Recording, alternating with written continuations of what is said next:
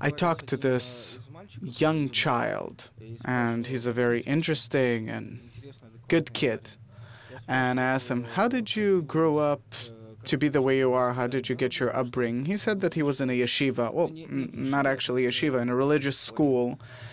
And he said that it really helped him because he knew history and Torah as a result. He said only one thing was harmful, that he was lied to with respect to the Creator, meaning only at the age of 12 he understood that actually it's a lie, all that he was told about the Creator. But he got a very good foundation. True, I agree.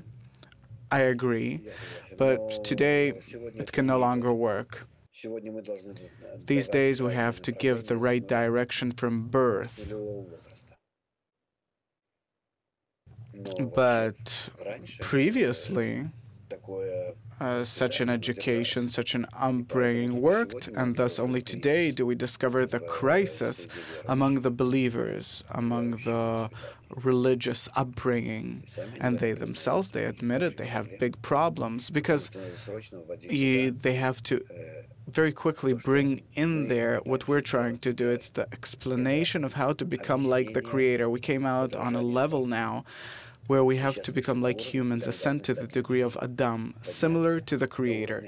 Previously, there was no such demand towards us. We simply went through a period of the growth of the egoism, and now it comes to an end and starts its change, its correction, to become like the Creator. And whoever does not engage in that, he as if continues to, so to speak, hyperactively to somehow push his egoism into different horrible forms. How to say that?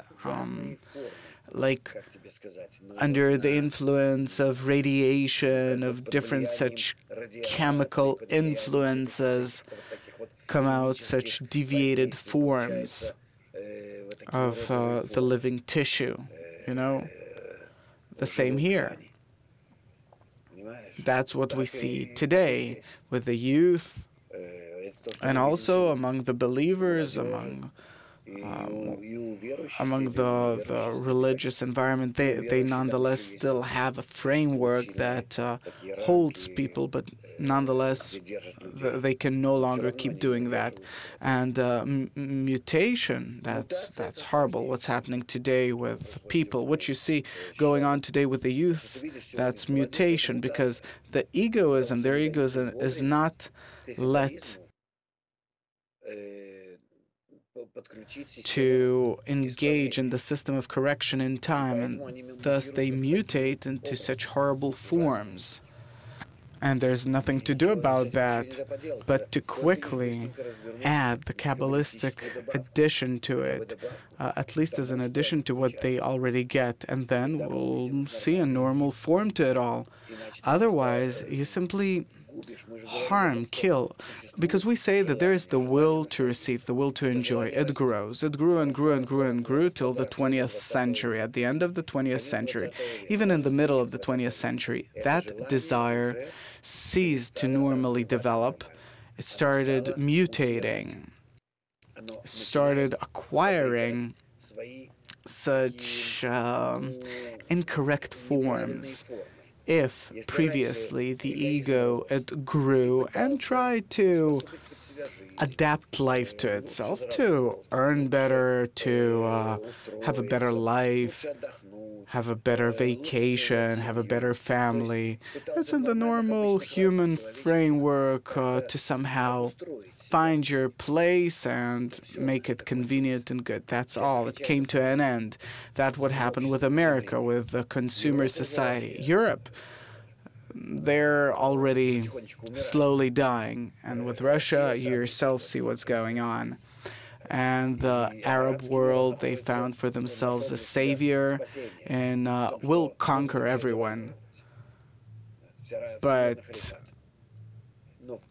as a principle, All that is a result of the growth of the egoism, and it has to start correcting itself from a certain degree. It already reached its level. Now it has to start correcting itself, and it's not being corrected. It wasn't given a method to correct itself. Now it has to become all around the world, it has to become more and more similar to the Creator, to the global power of nature. It has to be all-encompassing, systematic. It has to get into a general synthesis with the whole of nature, still vegetative, animate, and man. We have to sense all of that. We have to conjoin with the whole of nature, not on the animalistic level, as the different Eastern teachings call us to do.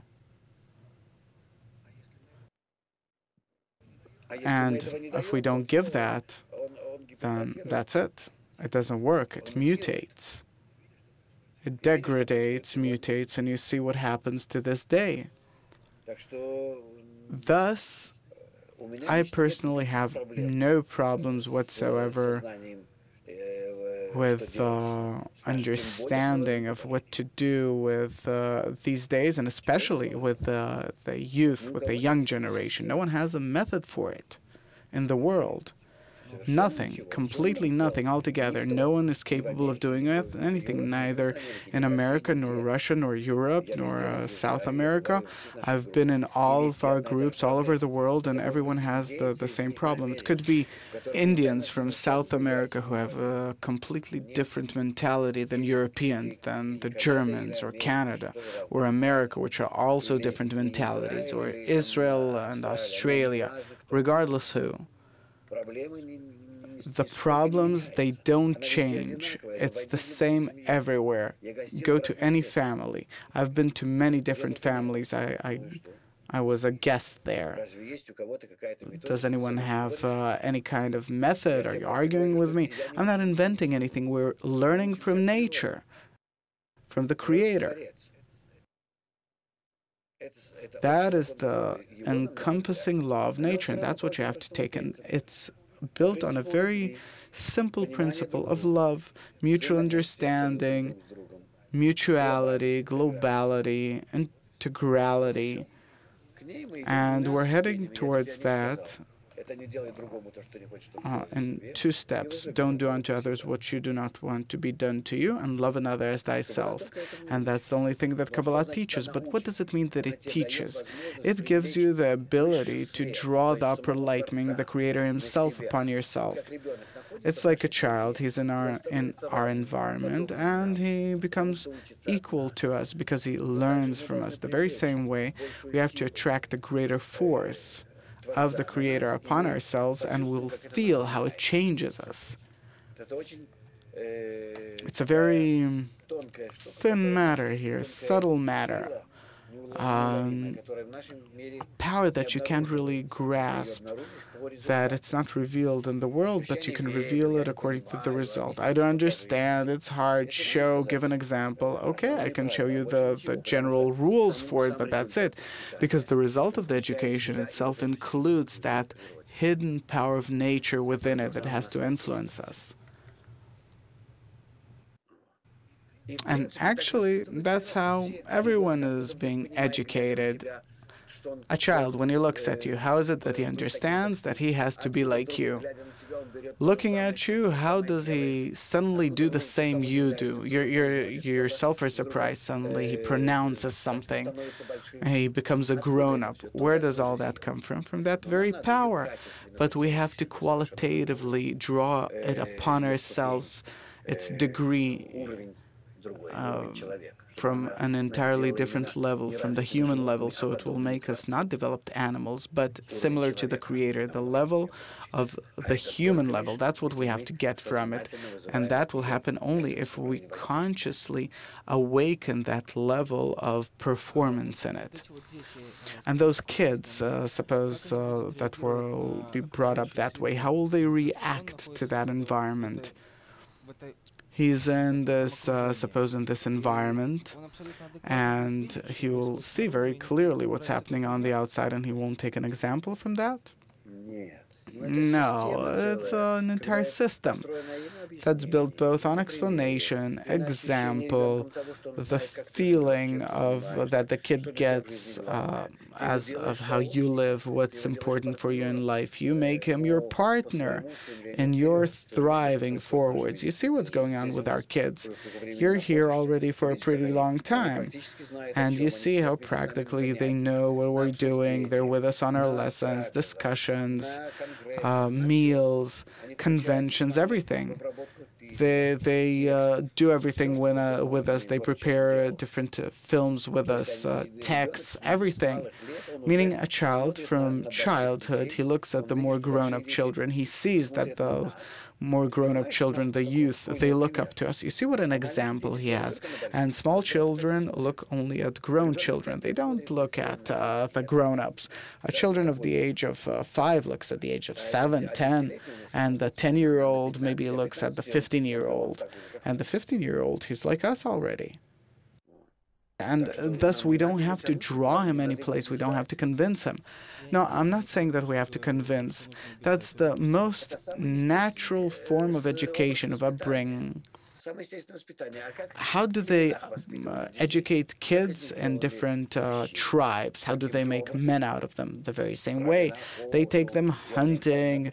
They cut their skin here and there. They shoot a crossbow. They're proudful that they're being taken with the grown men, and that's clear. The same here. That kid, together with his father, is sitting on the lesson at night. They can't escape anywhere from that. We don't understand how those very first tribes acted correctly, simply as a feeling that that's what nature demands. And how do animals bring up their children? Their offsprings, the very same way, naturally. They take them with them, hunting in every place, and that's how they're being brought up. They give them an example, only as a result of example. Upbringing, only as a result of example. What example is there here? The dad comes home from work, sits in front of the TV, takes a bottle of beer, yells at the mom, curses. That's a kid's example. Here, no. He takes the kid with him. They sit together. They listen to the Kabbalah, sit at a meal together, afterwards something else together, meaning the child, he will naturally be a part of that. He won't be able to escape that, and he won't want to escape that. And in addition to that, he's also fulfilled with a way of looking at the world, an entire philosophy. And what a philosophy. He sees how it's implemented and realized. Not that simply someone invented it somewhere. These aren't toys. It's not Marxism or any other philosophies.